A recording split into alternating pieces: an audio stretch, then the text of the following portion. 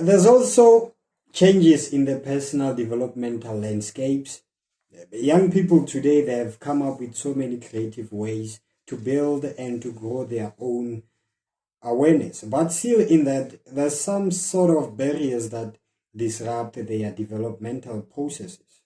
And this may be because maybe education was not in their family tradition. Maybe they were raised ethically. Maybe they were taught to follow a certain system. And among this, you find that many people, they've actually chose to follow different career paths than compared to what our parents knew or to what was known in the past. In the past, everybody had expected to finish maybe high school, go to varsity, study law like you studied, maybe study education, and that way the parents would be guaranteed that that child would then make a living. But when you look back and then when you compare with what's happening today, many have chosen to follow the career path in the creative world. Many have chose to become actors. They pursuing careers in music.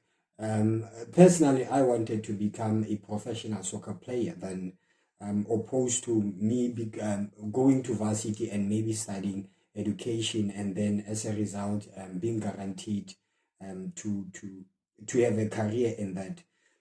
So what I want to ask from you is that for people who don't see personal development, who don't see a need for self-awareness in the future, will they be missing out on this sort of core fundamental awareness that you really need to develop in order to live a more purposeful life?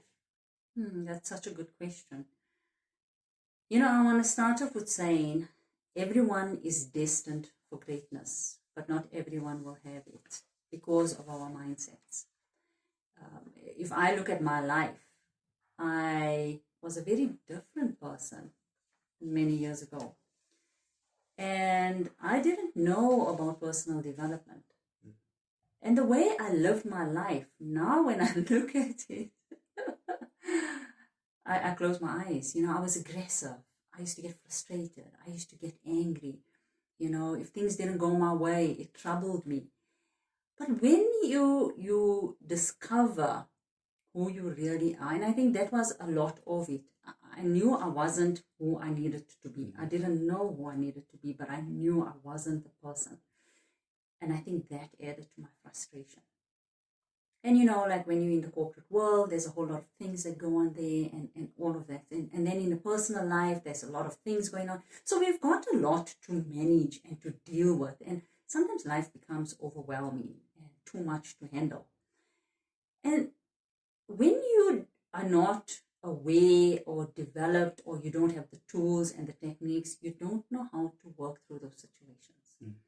So I think it is very important for people who are struggling to really get to understand how to navigate through what is going on. We try to go around challenges, but what I discovered is walk through it. But you can't just walk through it. You got to know how to walk through it. And so I think that is very important. The other thing that comes to mind is you spoke about soccer. Joshua, imagine you're on the soccer field and you're playing 150%. You're giving your all. You're spending your energy. But you're not seeing results. So then your opponents are winning and they're scoring the goals, but you can never get that goal in your parlor. And then you wonder, what on earth is going on? I'm giving my all. That is what happens in our personal lives. We are giving our all. We are using up our energy. We're using up our breath. We're using up our time. But when we don't know the rules of this game of life, we will not know how to navigate it as best we can. When you know the rules of your soccer game, you strategize. You know, I'm going to score this goal, 1, 2, 3, and it's in the goal post. That's the same with life. When you start becoming more in tune in who you are definitely going to start strategizing in a way that it's going to take you to who you need to become. You see, that is so important. And I think it's also important to know that you spoke about people these days, the younger generation, doing things differently to the way our parents used to think. And that is so important. It does say that we are not following the generational hand-me-downs. We are not saying, I'm going to listen to my parents because they're forcing me to do it. I find people of today are standing up for themselves. They're doing things that makes them happy. And there are so many careers in this world. I think I shared with you once before that back in the day, I only knew four. You either became one of four things. You became an accountant, a doctor, a lawyer, or a pharmacist. But today, there are so many opportunities.